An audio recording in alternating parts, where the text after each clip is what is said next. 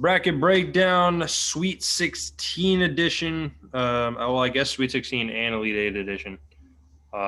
Because I don't think we'll record again before Tuesday or Monday. I don't really have any words for this bracket so far. I Other have than a the fact couple. that I have a bracket that's in the 98th percentile with Arkansas winning the national championship, just because I needed one without Gonzaga in the championship. I've got a couple words for this tournament. It's a Mickey Mouse tournament. This thing should be canceled. It should be redone. Some teams should be allowed to practice before they get to go play in big games. Others, the given some certain situations at a certain conference tournament, probably need to push it back a little bit, let them play, because I think a team that's in the Sweet 16 doesn't deserve to be in the Sweet 16. But my brackets are screwed, and I think Grieber's are pretty close to mine as well. We're not doing too well, Zach. No, it's not. It's not what we wanted to see. I think the games in the tournament have been good. They have. But I think you look at the overall tournament and you look at like the Texas Abilene Christian game, and Texas, I don't know why they just didn't look ready to play basketball, and I think that's a sign of just the year we've had this year. I mean, it's just been this tournament falls right in line with the year we've had this year. Yeah. I mean, a consistent team in Illinois got their breaks beat off of them. I mean, they got manhandled by a really good Loyola Chicago team. But you look at the two best teams, and I would still say the three best teams in college basketball, in my opinion, are Gonzaga, Michigan, and Illinois. And Michigan is without Livers. So who knows what's going to happen when they play Florida State. I think Florida State honestly beats them. I think Michigan's played good basketball, but I think Florida State can man them up and down now that they don't have Livers. Livers was a big X factor. But It then don't, you look matter, at it don't Gonzaga. matter if Michigan or Florida State wins that game. Alabama's just going to run them out of the Yeah. I mean, Alabama's really good. Alabama's really good. There are a lot. I mean, three of the four top best teams are still left. But then you look around the rest of the bracket, and I think a lot of teams had really bad draws where COVID really fucked this year up, where they weren't able. And this has never been a problem as long as I've done brackets where there's just been missed seedings. And I think COVID has a huge part to play in that, because I think this Loyola Chicago team, given the opportunity, plays a pretty good out of conference schedule if they're allowed to travel, because they were ready to play. Yeah, they 100% were underseeded. The way they've been playing, they honestly should have gotten like a 4. Like, they look good. Yeah. I mean, but you just can't know. You can't know that with the schedule. They're the number 8 team in Ken Palm with the number 1 defense in the country. How do you get an 8 seed? I don't know. How does someone look at their resume? Which, sure, they really didn't have any quadrant 1 wins that were due, I guess, top the resume. But just take a look at Ken Palm. I mean, this team is clearly good, and obviously they showed it against Illinois. They just beat the brakes off of Illinois from start to finish. But look, their road moving forward is Oregon State, who's red hot right now. You really have no idea what's going to happen in that game. If Oregon State stays hot, they may be able to beat them, but the number 1 defense in the country probably says otherwise. I still can't name a player on Oregon State. I can't either, to be honest. I don't think anybody here can. They have pretty cool jerseys, though, honestly. I like the orange and the black. I think Loyola Chicago wins that. I mean, that's a pretty easy matchup per se. I mean, it's yeah. Oh, yeah. That's the easiest game that Loyola Chicago's played this far. And then you've got a Syracuse team who's finally getting hot, and then Houston, who, I mean, you don't really know what Houston's going to do. They almost lost to Rutgers, if not for Rutgers just falling apart in the last minute and a half of that game. I called that. I forget who I texted. I said Rutgers is winning this ball game before it started. I was like Rutgers. I said it in week 1, and I stand by it. Rutgers got the shit. They in Big Ten. They got their asses beat down, and they couldn't breathe. They got held underwater, and they got suffocated. And then they played that first round matchup, man. And Clemson was their sigh of relief. I mean, they finally got to play a shitty team. Clemson way overseeded. Clemson was not a 7 seed. Clemson lost no shot. I think Clemson only got that 7 seed because of being like the history of the ACC. Like, other than that, they were not good. I still can't believe people took them to win that game. against Rutgers. I thought that was my biggest upset lock for even calling that an upset. I mean, the Vegas line was no, I don't think it was because Rutgers. I'm about to say Rutgers was favored. I understand that, but it's still a 7 seed versus a 10 seed. It just doesn't make sense. Which that was crazy is like before games even started, you look at the lines for each game and you're like, they actually did a really good job with the seeding. And like before the game started, obviously hindsight, you're like, all right, they really screwed the seeding up because 8's playing a 12 in the 16. But you look beforehand, there was only one team that was favored as the lower seed in the first round, and that was Rutgers. So you like to Vegas, that's a really good bracket. Yes. And statistically, and I said it the first episode and I'll say it again, there was a clear gap between, I would say, the top 15 teams and the rest. And all those top 15 teams were right where they needed to be. I just think with the way the tournament was this year, you just had so much I think guys, I don't know, fatigue. I mean, think about it. When you get locked up in a hotel, people react differently when they can't do their normal stuff. I mean, it's just, you don't really know what was going through the players' minds. And I think it showed on a lot of different games where people just weren't ready to play. Yeah. You could tell teams, Texas hasn't played bad like that all year. Okay. They mentally obviously were not locked in. Okay. They couldn't pass the ball. They couldn't pass the ball. Like, it was just, they weren't ready to play that game. And I don't know if that comes down to the coach or it comes to blame on COVID and the situation that they're in. You don't know what teams are going through in this bubble. Texas got beat by a midget. Their point guard for Abilene Christian, it could not have been taller than 5'3", and that dude was cooking them. Yeah. But Abilene Christian, like Loyola Chicago, defense plays. Abilene Christian is the number 2 scoring defense in the country. Yeah. And Texas just couldn't they couldn't find their scorer in that game. They couldn't find the guy who could go out and get him a bucket. We were talking about it before the episode. What I've concluded from the first 2 rounds is you're going to win in March if you have one dude who can just go get you a bucket. Yeah. It's the Steph Curry paradox here. Like, it's when one guy, you can just give the ball to him and he can drop 30. Now, the only team that I don't think can fit into that was Iowa losing with the 36-point effort from Garza.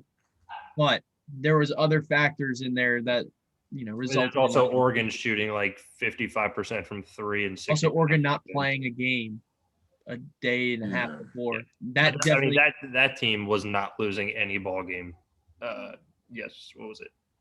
No, you can make the case for that, but it definitely helped that, Shelly's making the right point here that they didn't play a game, right?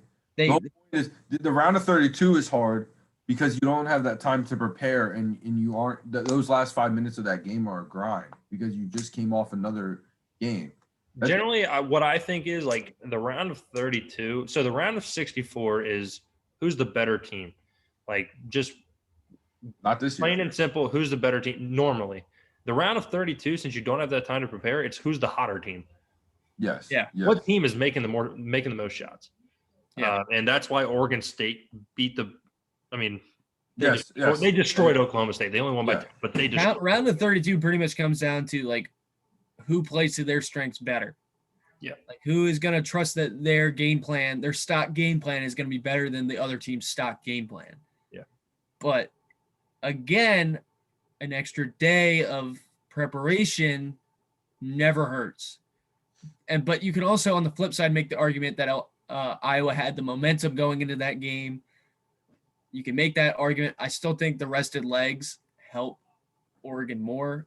And honestly, I didn't even think Oregon was going to, beat VCU. But VCU from what I've heard, a unlucky situation. Yeah. Very unlucky. Yeah. Very unlucky. They were basically in the wrong place at the wrong time. It sounded like they it all came down to the A10 championship. I think there was apparently one of the officials tested positive for COVID. Yeah. And some of the players from Dayton, I believe, had it, and they were not wearing their masks in the hotel. This is all from various third-party, not credible sources, so don't quote me on any of this stuff. Simply comes from a VCU fan who is known to be very biased at times. That is all I'm going to say about my source. Guys both know him, and I'm sure some of our fans are probably like, "Oh, I know who that is," but to not be so long-winded, it sounds like it was just bad luck. Yeah, it was bad luck. It was mismanagement by the A10 too. And apparently VCU hadn't had a never- COVID positive test since the summer. And unfortunately for them, it comes at the most important game of their season to that point. Correct. But So, speaking of teams who have one guy that can just go get you a shot, obviously the most Cinderella team of this entire tournament, Oral Roberts has the number one leading scorer in the country. And I'm really, really pissed off at myself for not saying flat out that Oral Roberts will beat Ohio State, because I was thinking of that entire episode and I kept beating around the bush with it because I didn't just want to be flat out wrong. But I did say when you have the leading scorer in the country, you can make it a competitive game. And obviously Max Abmas and Obanor have combined for 112 points in 2 games. I mean, they're rolling right now. Obviously, Max Abmas averages 26 points a game. So, but like I said, when you have the leading scorer in the country, you can get stuff done in March. And obviously, they beat Ohio State in game 1, and they beat Florida in game 2. They've won their 2 games by a combined 6 points. But now they go play an Arkansas team that will probably run them out of the gym, and I'm pretty confident saying that. Yeah, I mean, we've low-key been doubting Oral Roberts all tournament, but I don't. You know what? Screw it. I'm going with the Oral Roberts here. If they make the Elite Eight, more power to them. Would they be the first 15 seed to ever make the Elite Eight? Florida Gulf Coast didn't. I thought they did. I thought Florida Gulf Coast made it to the Sweet 16, and that was it.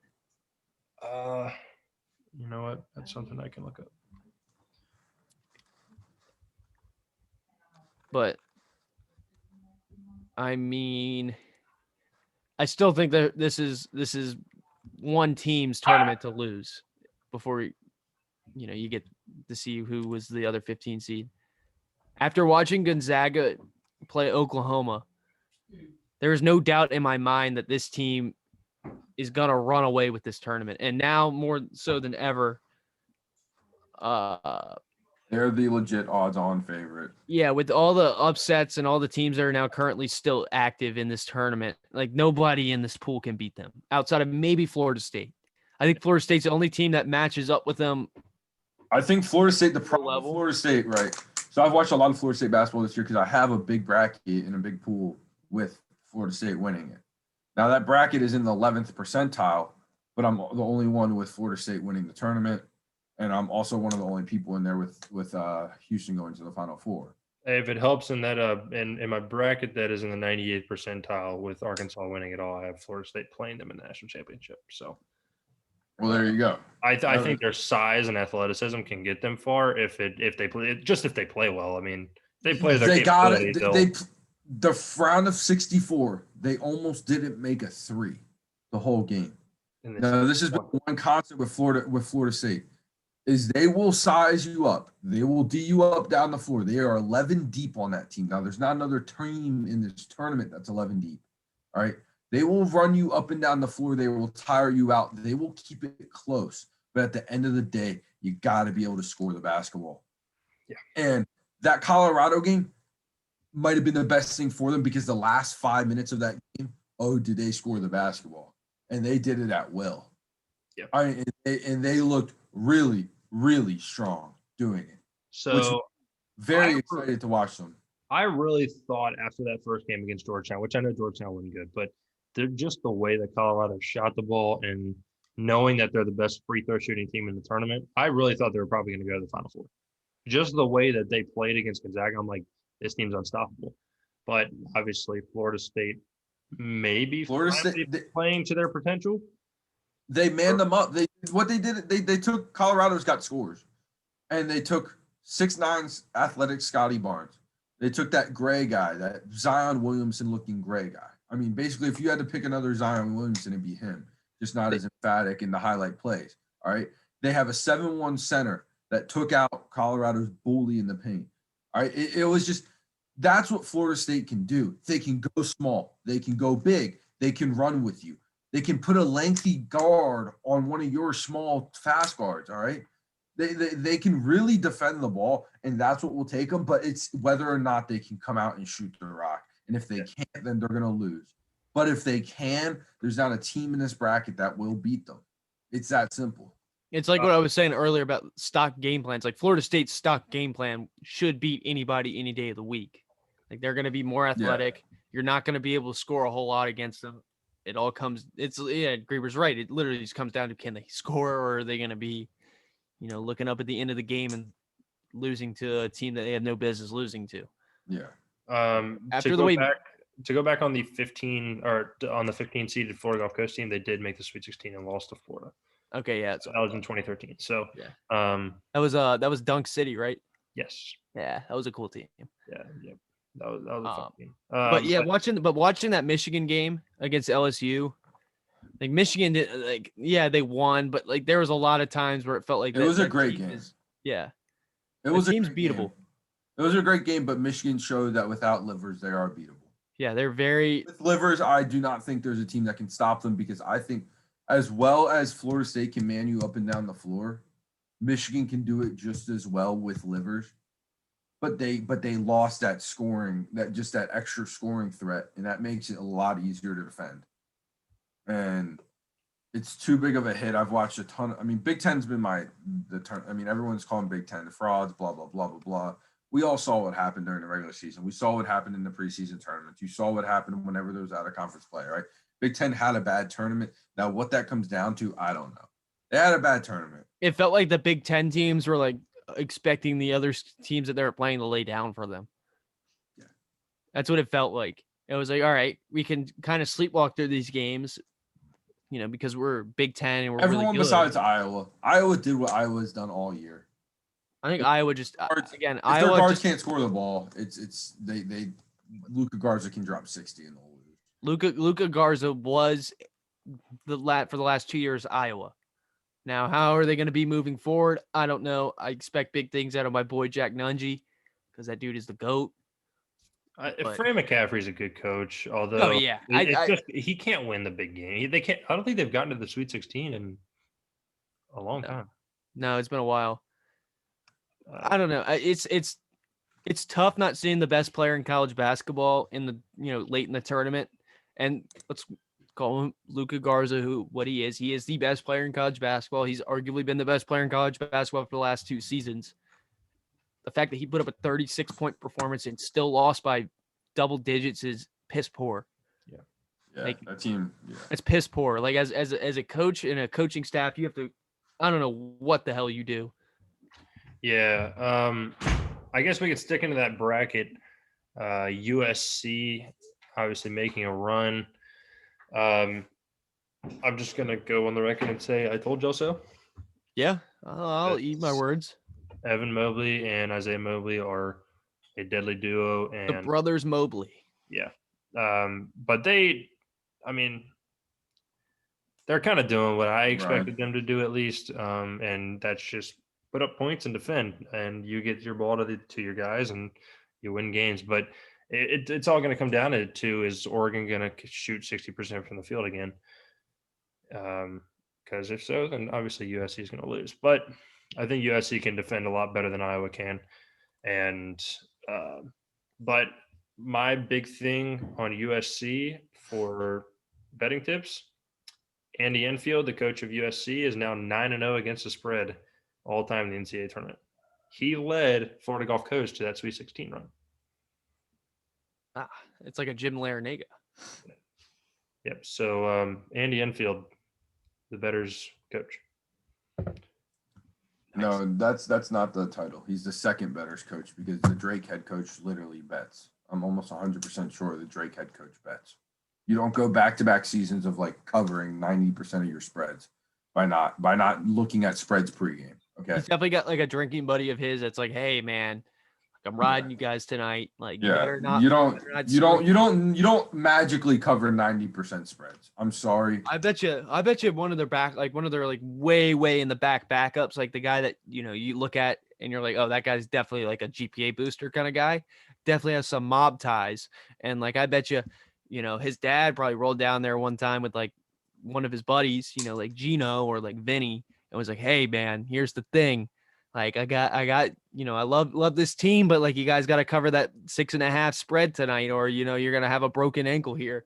Like I don't know that unless he is, I doubt he is betting, because if a head coach is betting, somebody would look that.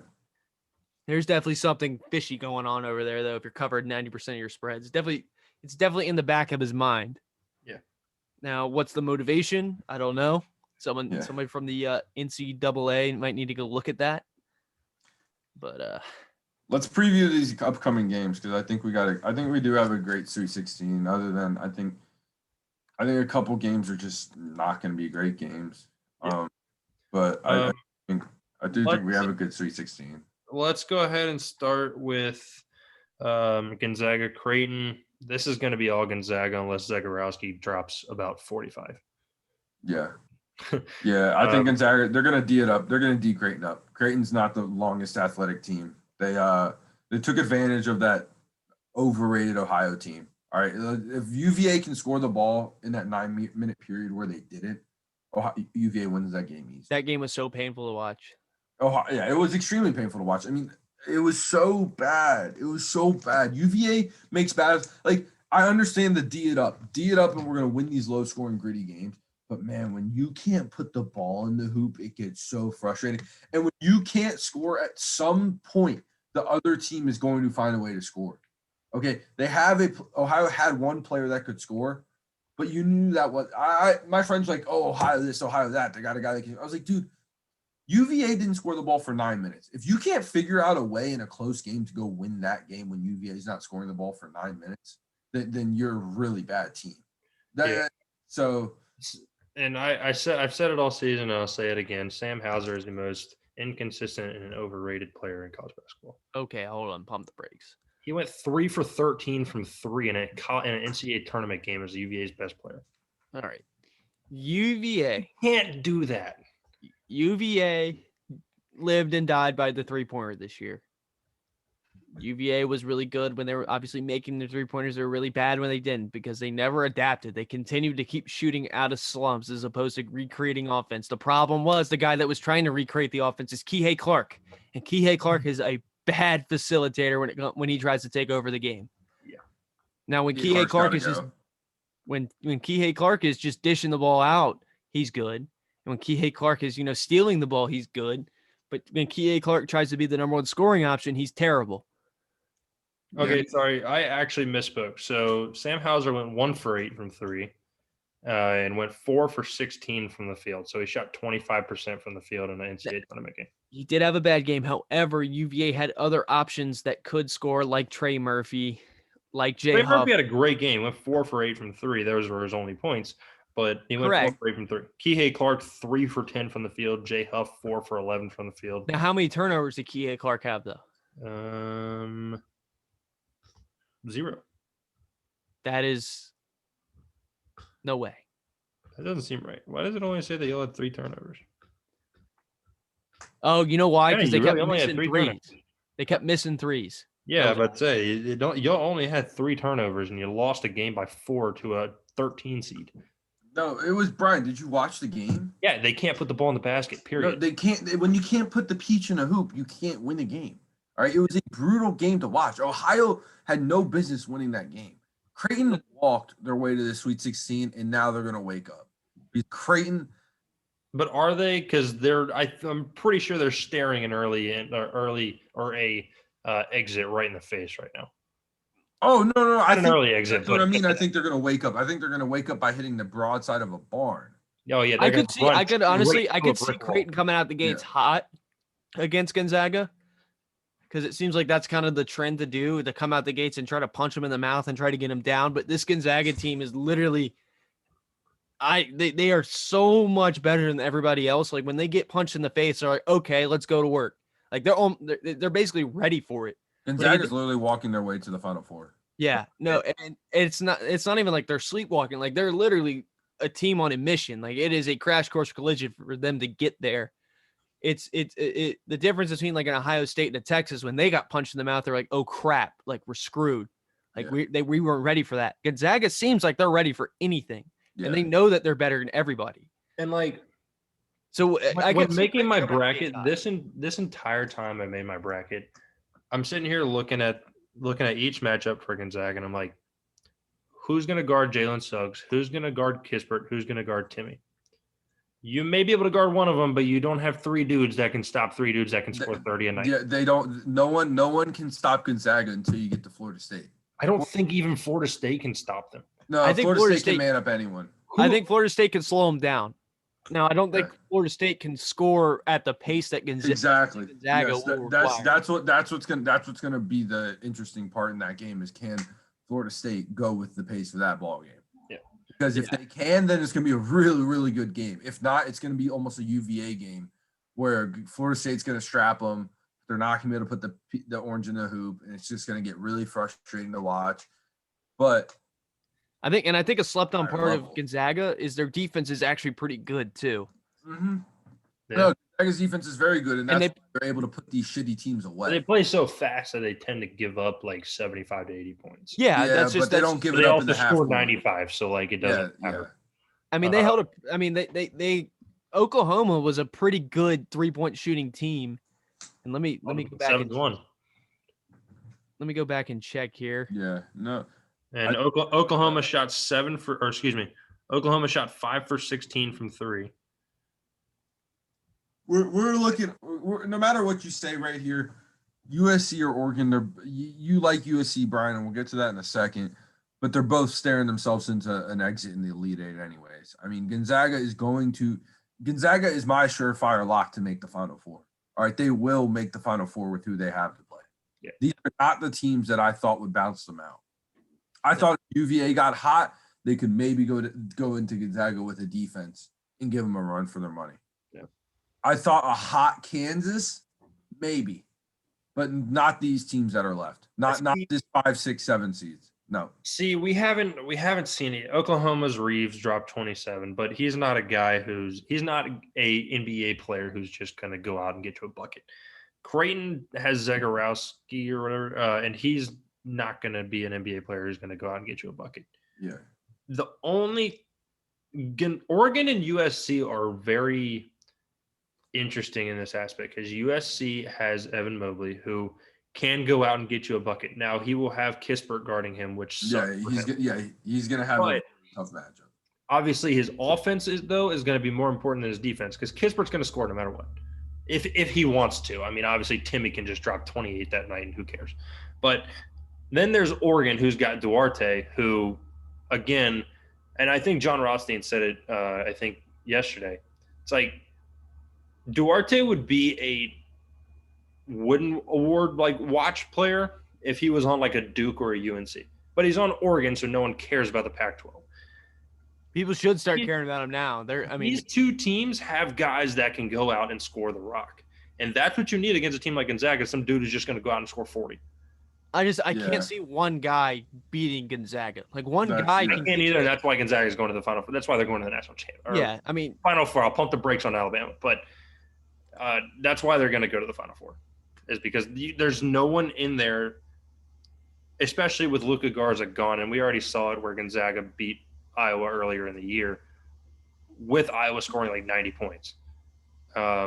There's no one left in their bracket that's going to go out and just beat Gonzaga. And none of these other three teams can play defense to beat Gonzaga either. Like Gonzaga's going to walk their way to 95 points in every single one of these games. That's the big thing, Brian, is none of them can play the defense they need to stop Gonzaga. Defense, you're going to have to beat Gonzaga by stopping them on defense first and then making your shot second.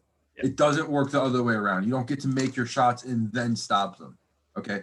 Because that leads to them scoring 90 points and you having to score 90 points, which is not going to happen. I'm not going to lie. So we can move on from this region after I say this, but that Kentucky team that went undefeated in the regular season a couple years, I think 2015 or something like that, I did not feel this way about that team as I do this Gonzaga team. I think Gonzaga is basically unbeatable. No, yeah, and I feel that exactly, because it felt like that Kentucky team was beating teams strictly off of how much more talented they were. Yeah. They didn't have, I mean, no knock against Calipari, but I don't think he's as good of a strategic coach as Mark Few is, because Mark Few had to grind. He had to learn how to win the tough way. Mm-hmm. Not saying that Calipari didn't, but Calipari the last couple of years, and you're seeing it with Krzyzewski now. When you start relying on strictly talent to beat teams, you're just not built for this tournament. Yeah. Mark Few has built a team that is literally designed to win this tournament. This kind of a tournament where you don't need to rely on one guy or two guys. You can rely on 5 different guys to go get you a bucket and then go make a stop on the other end. Yeah. This team is just perfect. It's perfect team. Slowly creating this Gonzaga team to be a blue blood. And I say that because they finally just got their highest rated recruit in Jalen Suggs, and you see what that's doing for them. They're now 29-0, and they're the best team in college basketball by a million. Recruits see a guy like Jalen Suggs come to Gonzaga, who will be the number 2 overall pick, probably behind Cade Cunningham. They're going to want to start coming to Gonzaga, and all of a sudden Gonzaga is going to start getting that talent along with Mark Few, who is the strategic coach who built this program from the ground up.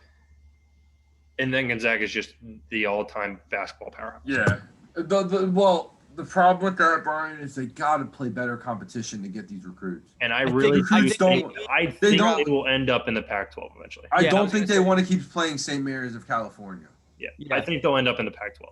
They need to figure out a deal where because I don't think there are other sports. I don't know a whole lot about Gonzaga sports outside of their basketball program, but I don't think their other sports are up to par with the basketball program. I mean, hell, there are plenty of big-time Power 5 schools that aren't even up to par with them. But they need the facilities, I think, to get that Pac-12 bid. They don't really have that, and it doesn't seem like there's much of a push to get that, per se, at least from the outside looking in.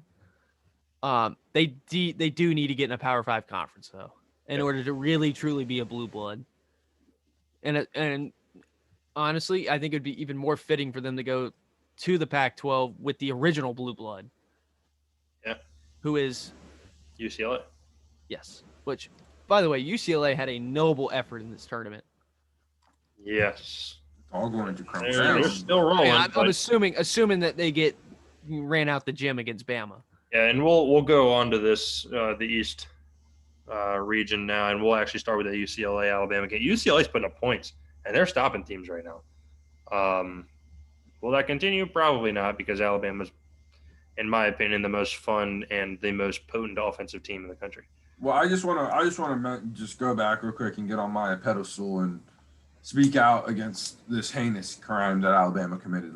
What was it, last night? I was the first 5 minutes of that game. I was extremely excited and happy. I was watching good. Oh, I was watching a Maryland team that's done what the winning Maryland team has done. Yeah. And the winning Maryland team, they might not make all their shots, but they're going to D you up. But then Alabama decided that the hoop is 2 times bigger than what it actually is. They found the switch in the basement. You know what happened, Graber? You know what happened? Y'all got ran out the gym. No. Y'all got outclassed. Yeah. No. Y'all got bullied. You gave up 96 points. Dude. This is the epitome. Who are these fuckers for Alabama? These are how do they have it's literally their arms are calculated to make shots. Alabama didn't miss, dude. What they shoot 70%? So look, I'm going to use the Nate Oates way of coaching 3-pointers. Did y'all see? I think they've shown it in both games now, where he has a 4-point line in their practice gym. So obviously he has a 1-point line, a 2-point line, a 3-point line, and then a 4-point line. The 4-point line is behind, so that it teaches players to step into shots. And I am convinced that he is going to end up changing the game of college basketball to where teams are just going to start shooting 34 threes a game. I mean, well, whatever the fuck he's doing, it's unfair because Maryland played a good game. I don't care what anyone fucking said. Maryland played a good fucking basketball game, but they couldn't fucking do shit when a team goes up and down the goddamn floor and makes 6 goddamn threes in a row. All right, they dropped 18 points in a matter of 3 fucking minutes, Brian. It wasn't fucking fair. Okay, we can do all we fucking want to. No one's stopping that. Okay, they won't ever do it again, but no one's stopping that. I mean, they've been doing it all year. So, I don't know. I love the run and gun offense, though. It's like what is it like the? It's not running gun. They aren't running and gunning. They're running, setting their feet and gunning. Okay, they don't fucking miss. It's a 3 and D. Well, it's not a 3 and D. It's a 3 and make and D. They don't. There's no 3 and D. The 3 make the basket then D.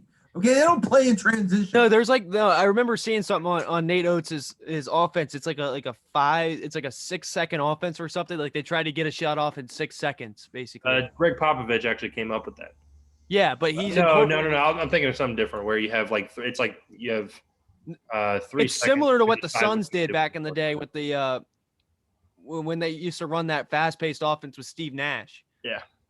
It reminds me a lot of that, except, obviously it's not, post buckets. It's actually 3-pointers, which, are 1 point more if you didn't know.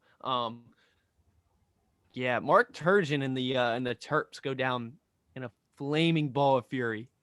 Yeah, and Alabama wins this game against UCLA. Sorry, UCLA, your happy streak is over, buddies. You might as well not even come to the gym. All right, if they're going to do what they did against Maryland, it's not even point. There's no point to play the game. Save yourself an embarrassment. Get out of that shitty quarantine bubble that they have for the NCAA tournament. Go back to regular life, all right? Don't even waste your week of your life. They outperformed expectations. They weren't even supposed to make it out of the first 4 game, and they're in the Sweet 16. That's a win for UCLA right now. At the state of the program, that's a win. That's a momentum. Well, let's not forget how they got out of that first 4 game. Michigan State sold. Yeah.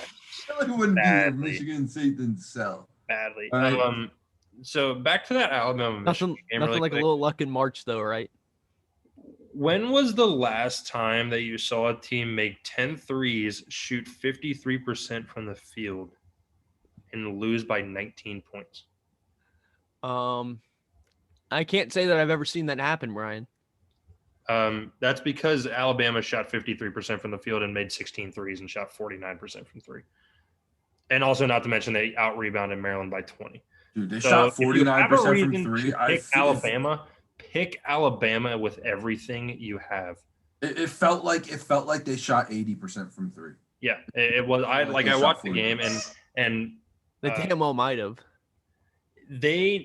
I've never seen a score escalate so quickly.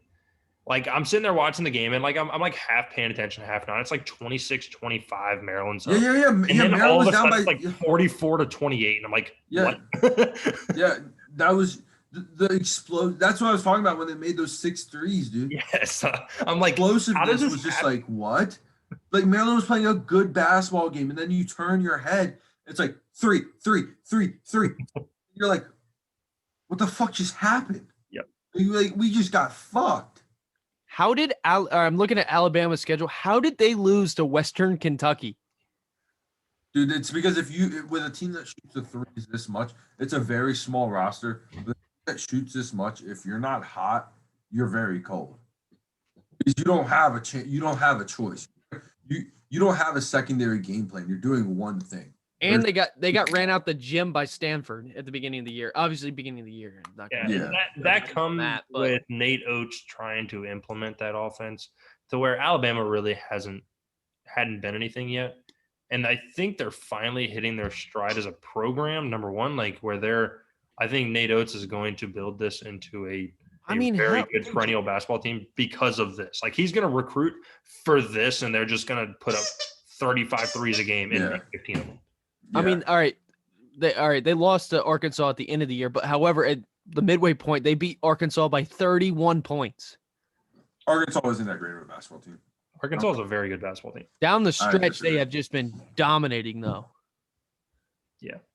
All right, let's move on to Florida State, Michigan. I have a lot to say about this game besides it's going to be a fantastic ball game. This is going to be a fun one. This might be the best game in the Sweet 16. I think it's the most uncertain game of everything. Yeah. Michigan is without Livers, so you have no idea when that's going to just kick them in the ass. And then Florida State just has games where they just can't put the ball in the hoop. Mo Wagner's little brother, what's his name? Like Ludwig or something? Who? I get Mo Wagner's little brother. Yeah. I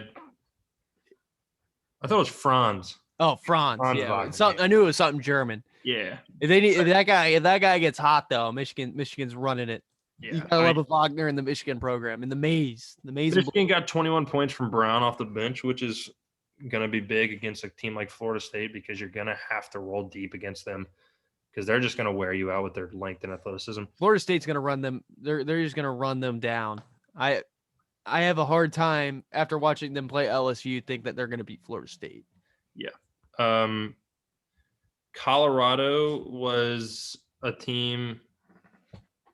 And hold on, let me pull it up. Ryan was so high on Colorado going into that Florida State. I was very high.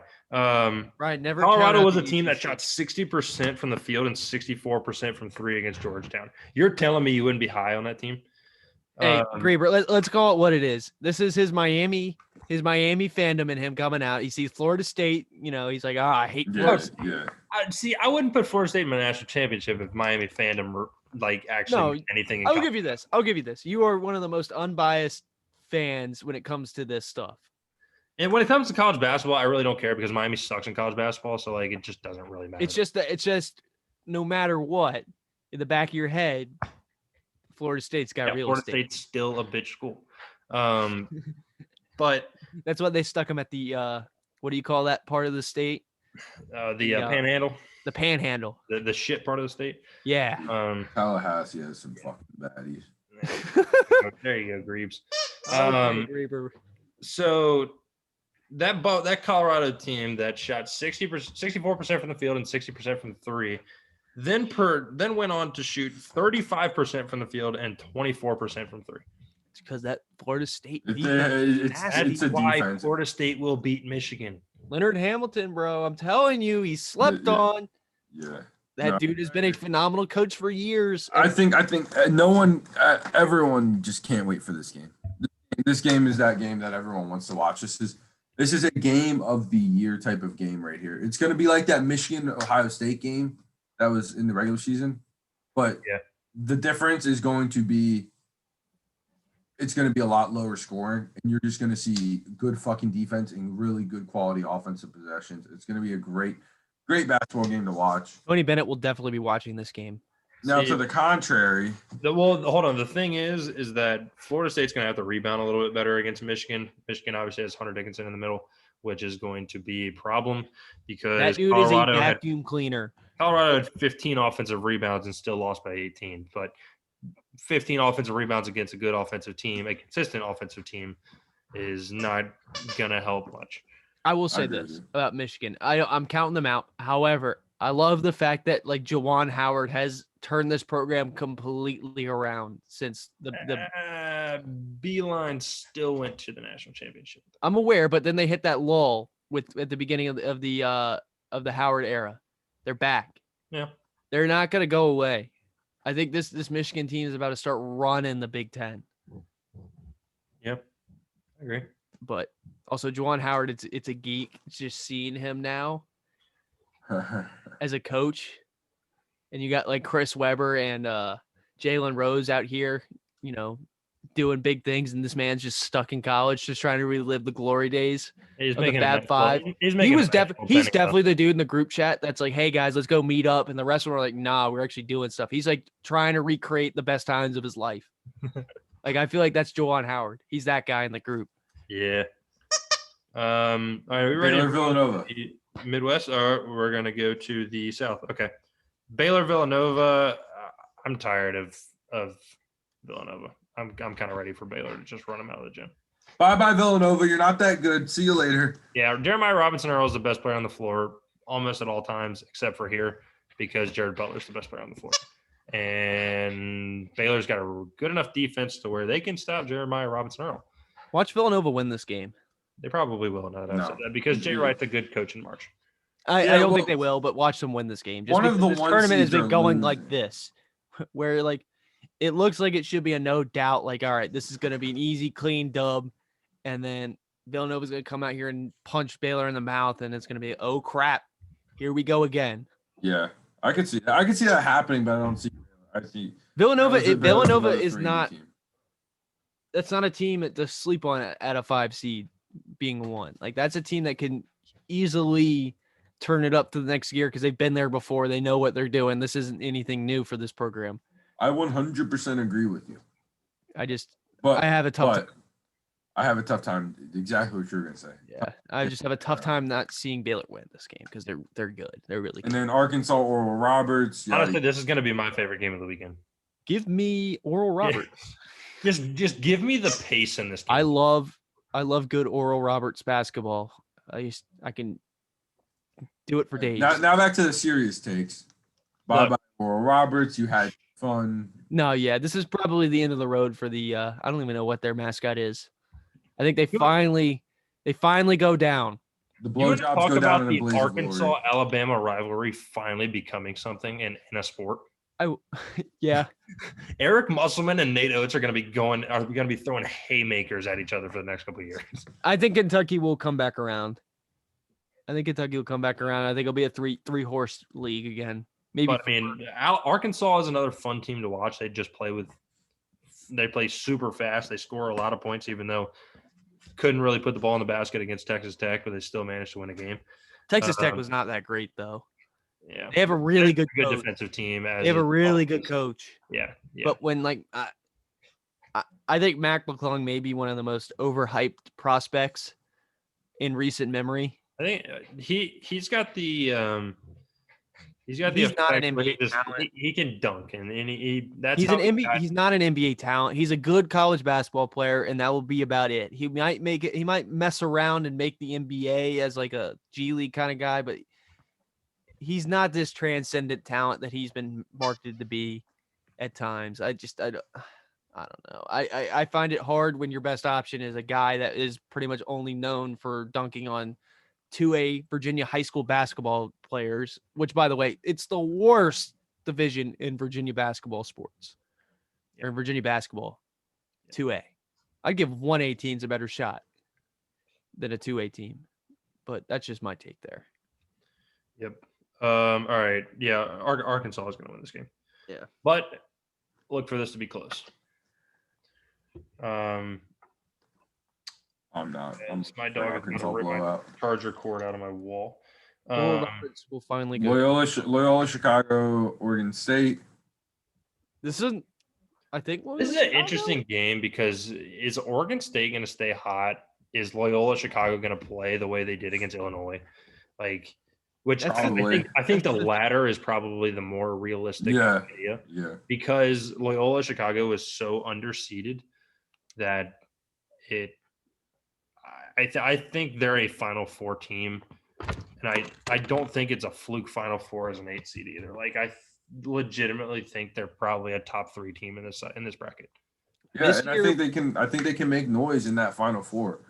Yeah. I think Houston gives them a run.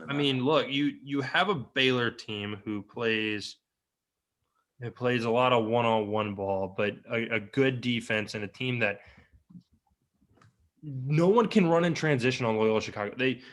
They showed it against Illinois. When Illinois would try to run in transition, all 5 Loyola Chicago players were back and set for defense.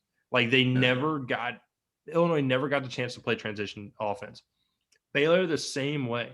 They won't get to be able to play transition offense against this Loyola Chicago team, and they're gonna struggle with their ISO offense because of the help side defense that Loyola Chicago plays. Their defense is so good that you're right, they can make noise in the Final Four. You held an Illinois team who was, I think, top 15 in the country in scoring this year to 58 points. That's my soapbox. Chicago to me is a good basketball team. They win this game handily. I will say this about this year's Loyola Chicago team. They're making that 2018 team look like less of a fluke. I think it's a great program. I would love to see. Does it match up to where Gonzaga and Loyola Chicago could meet in the national championship game?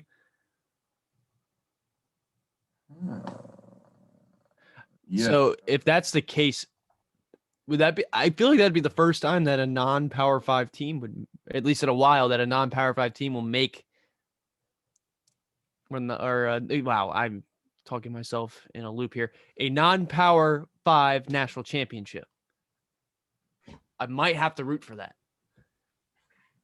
I can't remember one where there wasn't a Power 5 team in it. Gonzaga? No, where there wasn't a Power 5 team. Yeah, you're saying that neither team were Power 5. Yeah. Oh. It'd be the WCC versus what, the Horizon League? Is that what Loyola Chicago's in, or are they in the Missouri Valley? Wasn't St. Joe's in the national championship Yeah, recently? but they were big. No, Yeah, Wait, were they Big East at that point? no, I don't think St. Joseph's was ever Big East. I think St. John's was Big East. All right, hold on. So 2001, I think it was. Duke was in it. Duke won it. Oh, never mind. Final Four was 1968. Never mind, or 61. Maybe it wasn't St. Joe's. Who am I thinking of? All right, let's see. Maybe that fluke. What was that Western Texas team from like '66? But I thought they played Kentucky. All right, so whenever they made that movie about. I'm gonna go down the list of national champions for. Well, no, it's not even national champions. It's national championship matchup without a team, either A, a blue blood, or B, Power 5. Well, ACC. you gotta find a game, and my dog is, of course, barking. I think it'd be cool for the narrative in the background. Do I think that game will be competitive? Probably not, because that is the case that two non-Power 5 teams match up. It means Gonzaga has a free national championship. Yeah. But yeah. That'd be funny as hell. But what I was gonna say is, okay. So here's what I found. 1963 was the last one that I could find, and possibly even the only one. Or actually, no, 1955 as well. Loyola Chicago actually beat Cincinnati in the national championship in 1963. And then in 55, San Francisco and Will Chamberlain beat LaSalle. Bill Russell. Oh, yes. Sorry. Yeah. Bad take. Every old head's favorite basketball player of all time, Bill Russell. Yeah. He can rebound and play defense. He's the greatest basketball player of all time. Yeah. So Loyola Chicago actually won the last national championship that didn't feature a Power 5 team. I'm not saying that this is a weird occurrence, but I may be saying that this may be shaping up for a Loyola Chicago national championship. But there's no chance that we will not see a Power 5 team in the Final Four. Never mind. Gonzaga. No, I wasn't talking about the Final Four. I keep forgetting that Gonzaga is not a Power 5 team. Correct. So Gonzaga and Loyola could play in the national championship, and it would be a Power 5 list. Yes, that was my original point. Yeah. You see, it takes a while for me to actually process this stuff because we're gonna see a Power 5, a Power 5 team. We're gonna see a Power 5 team in the Final Four. You would assume. I don't know. Maybe Oral Roberts, Loyola Chicago, and you would have to get a Power 5 team. I guess if Houston made it. Well, the Houston's and Loyola Chicago's. Okay, never. Well, I guess Houston. If Houston makes a national championship, that still plays. That is fair. Fair. It plays. That could happen. No, it can't. All right, but speaking of Houston, Syracuse. Buddy Boeheim can only take that Syracuse team so far. I don't know where this game's going to go. It depends on the health of the Houston roster. I think Quentin Grimes can probably shut down Buddy Boeheim. Yeah, listen, this has been a great, example of what Syracuse basketball is about. Sleepwalk through the regular season, barely make it in by the skin of your teeth, and then go on this weird run where you have no business being in the Sweet 16, Elite 8, Final Four, and then assume the program is fine and repeat. This is what Syracuse has come to. Yeah. They're a below average team during the regular season. They get lucky / hot. I don't even know what you call what this is right now. I'm going to go on the side of luck. It's the same thing as when they were last in 11 seed. They just win games. Jim, I listen. I'm not a big Jim Boeheim fan. I don't. Oddly enough, I think they got through their toughest test of the bracket. I think West Virginia was probably their toughest test, especially the way West Virginia plays defense. Yeah. I mean, Houston plays similar defense to West Virginia, and they play very good defense. Yeah, and if they're healthy, then I don't think Syracuse can outlast them. It'll be interesting to see. This one's probably the most up in the air one for me. I just think it's hilarious. Michigan, Florida State is for me. Yeah, that's probably true. I just think it's so funny that's Buddy Boeheim carrying this squad. Yeah. This Syracuse program has fallen off of a cliff. However, they're still playing, but this kind of whatever system that they're running out there, this cannot be sustained. No chance. Yeah. Boeheim's smart. He just ends it. He calls it a career after this. This is a magical run for the program. End on a higher note. Yeah. You're not winning that second natty. All right. So Final Fours. I've got Gonzaga, Alabama, Loyola, and Arkansas. Let me see the bracket here. Gonzaga, Florida State, Baylor, Houston. So you think Houston gets past Loyola? Yeah. That'll be a defensive game, dude. Holy crap! It'll be a 40s. it'll be a game that I think gets sped up for Loyola Chicago. Just because of the intensity of the game, probably. Yeah, and I think Houston can run. Yeah. That's what Houston D's and puts it in transition more than a 3-and-D team, which is more a team like Loyola Chicago can D up. I think Houston really gets out in transition and runs. And Houston and you put Houston and Loyola Chicago together, I just think they run past them. Yeah. I think it's a good game, but and not a lot of people have faith in Houston. I think Houston was overseeded at that 2 seed. I think they're more of a 3 seed. But I think after the first 2 days, I think it's going to be Gonzaga, Bama, Baylor, and Loyola Chicago, just because why not? Yeah, no, I like Loyola Chicago in there. I do not think that's a bad pick at all, Shelly, putting Loyola Chicago in there in that. Yeah, I think, and I also think the only reason why I'm not taking Alabama is for the pure fact that I have a bracket with Florida State winning it. So. I think Florida State's ceiling is so high. It's just a matter of can they get there or not. Yeah. If the last 5 minutes of that Colorado game was any indication, then Florida State is going to drop 80 points a game while letting the other team score 60. They're a team that Illinois reminded me a lot of what Florida State, because if they played to their full potential, nobody could beat them outside of maybe Gonzaga when they were playing at their best. It's just how can you still find a way to win when you're not 110? Like when everything's not going your way. You know what's crazy to me, and you bring that up. Gonzaga played their worst game of the year against BYU in the conference championship, right? I think we can all agree on that. Yeah. They were losing by 10 at the half or something like that. They end up winning by 15. That was free money. You know how stupid that is? That was a free live. I hope everyone profited off that. As soon as I saw that, I went right to the board. Can you imagine a team being so good that when you're playing your worst game of the year and you still win by 15?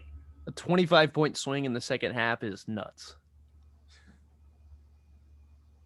I think people are almost if whoever is picking against Gonzaga, you're so unbelievably stupid at this point. They have to show me something. I've yet to see. There's been numerous times where the armor looks chinked, like there's a chink in the armor, and they somehow just find some duct tape, slap it on there, and boom, they're back. And that duct tape is named Corey Kispert, dropping 8 threes in his first 8 attempts. He's basically Corey Kispert is their get out of jail free card. And then if he's not on, Drew Timmy's going to drop 30. If he's not on, Jalen Suggs drops 30. Yeah, Timmy is a first team all facial hair guy. Yeah, that handlebar mustache is awesome. It's elite with the headband too. That is a national championship winning mustache. Yes, it's just a national championship look. This dude looks like he's gonna probably pull up at your local rec gym and drop 60, and go house a couple beers with the boys after. Absolutely, he looks like a fun guy. He's a fun guy. All right, so we'll be back before the Final Four. So the Elite Eight ends on Tuesday, which means we will probably be back Thursday. Final Four starts Saturday. We'll be back Thursday for an episode. Yeah. Again, thank y'all for watching. I hope y'all enjoy it. We created this just so we can shoot the shit about college basketball. And so we hope y'all enjoy it. And good luck in your brackets this weekend. If it's still, intact. Yeah. Yeah, no, I don't think any of us are. Peace out, Boy Scouts. Adios.